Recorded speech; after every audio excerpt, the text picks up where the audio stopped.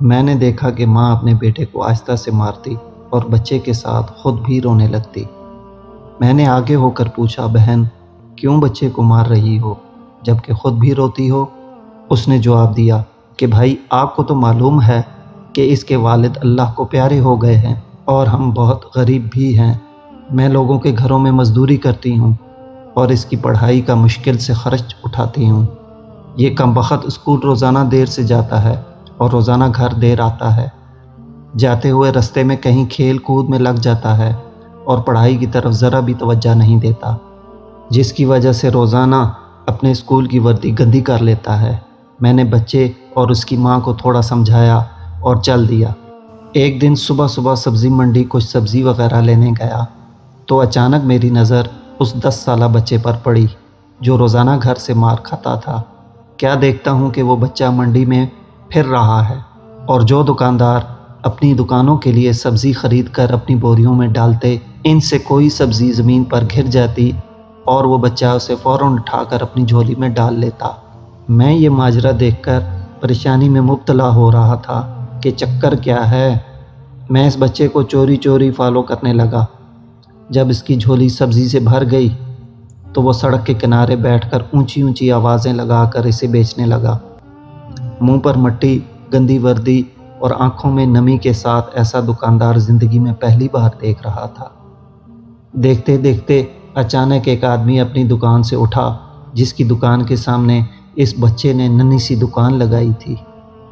اس شخص نے آتے ہی ایک زوردار پاؤں مار کر اس ننھی سی دکان کو ایک ہی جھٹکے میں ساری سڑک پر پھیلا دیا اور بازو سے پکڑ کر اس بچے کو بھی اٹھا کر دھکا دے دیا۔ ننھا دکاندار آنکھوں میں آنسو لیے دوبارہ اپنی سبزی کو اکٹھا کرنے لگا اور تھوڑی دیر بعد اپنی سبزی کسی دوسری دکان کے سامنے ڈرتے ڈرتے لگا لی۔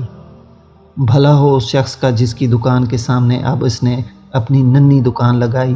اس شخص نے اس بچے کو کچھ نہیں کہا۔ تھوڑی سی سبزی تھی، جلدی ہی فروخت ہو گئی اور بچہ اٹھا اور بازار میں ایک کپڑے والی دکان میں داخل ہوا اور دکاندار کو وہ پیسے دے کر دکان میں پڑا اپنا اسکول بیگ اٹھایا اور بنا کچھ کہے اسکول کی جانب چل دیا۔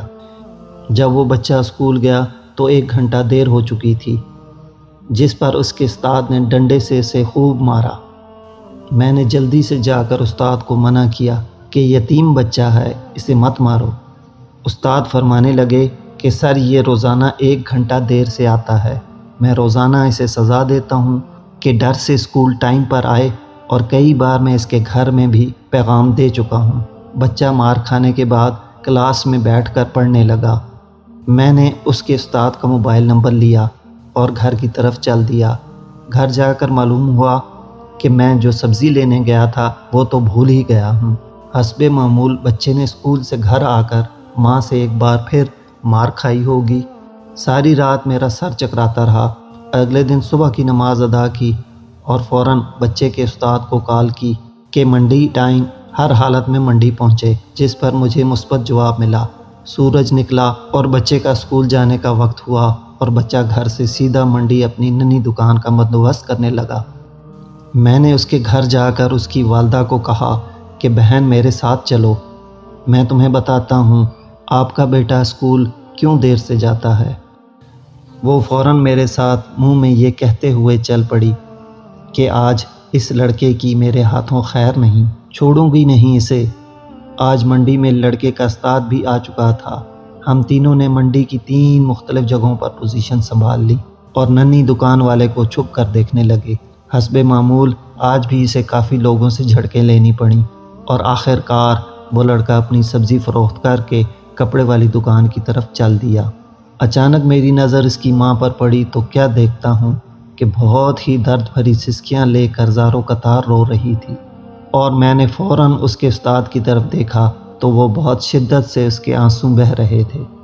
دونوں کے رونے میں مجھے ایسا لگ رہا تھا جیسے انہوں نے کسی مظلوم پر بہت ظلم کیا ہو اور آج ان کو اپنی غلطی کا احساس ہو رہا ہو۔ اس کی ماں روتے روتے گھر چلی گئی اور استاد بھی سسکیاں لیتے ہوئے اسکول چلا گیا۔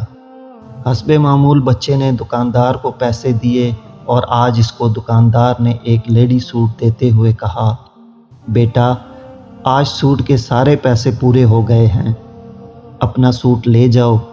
بچے نے اس سوٹ کو پکڑ کر اسکول بیگ میں رکھا اور اسکول چلا گیا۔ آج بھی 1 گھنٹہ لیٹ تھا۔ وہ سیدھا استاد کے پاس گیا اور بیگ ڈیسک پر رکھ کر مار کھانے کے لیے پوزیشن سنبھال لی اور ہاتھ آگے بڑھا دیے کہ استاد ڈنڈے سے اس کو مار لے۔ استاد کرسی سے اٹھا اور فوراً بچے کو گلے لگا کر اس قدر زور سے رویا کہ میں بھی دیکھ کر اپنے آنسوؤں پر قابو نہ پا سکا۔ میں نے اپنے آپ کو سنبھالا اور آگے بڑھ کر استاد کو چپ کرایا اور بچے سے پوچھا کہ یہ جو بیگ میں سوٹ ہے وہ کس کے لیے ہے؟ بچے نے جواب دیا کہ میری ماں امیر لوگوں کے گھروں میں مزدوری کرنے جاتی ہے اور اس کے کپڑے پھٹے ہوئے ہوتے ہیں۔ اس کے پاس جسم کو مکمل ڈھانپنے والا کوئی سوٹ نہیں ہے، اس لیے میں نے اپنی ماں کے لیے یہ سوٹ خریدا ہے۔ یہ سوٹ اب گھر لے جا کر ماں کو دو گے؟ میں نے بچے سے سوال پوچھا۔ جواب نے میرے اور استاد کے پیروں کے نیچے سے زمین ہی نکال دی۔ بچے نے جواب دیا، نہیں انکل جی، چھٹی کے بعد میں اسے درزی کو سلائی کے لیے دے دوں گا اور روزانہ تھوڑے تھوڑے پیسے جمع کر کے سلائی دوں گا۔ جب سلائی کے پیسے پورے ہو جائیں گے تب میں اسے اپنی ماں کو دوں گا۔ استاد اور میں یہ سوچ کر روتے جا رہے تھے کہ ابھی اس معصوم کو اور منڈی جانا پڑے گا اور لوگوں سے دھکے کھانے پڑیں گے اور ننھی دکان لگانی پڑے گی۔ آخر کب تک غریبوں کے بچے ننھی دکانیں لگاتے رہیں گے؟ آخر کب تک؟ اس واقعے سے ان لوگوں کو عبرت حاصل کرنی چاہیے جن کے پاس رب کا دیا سب کچھ ہے مگر ناشکری ان کی زبانوں سے نہیں جاتی اور حرص و ہوس کم نہیں ہوتی۔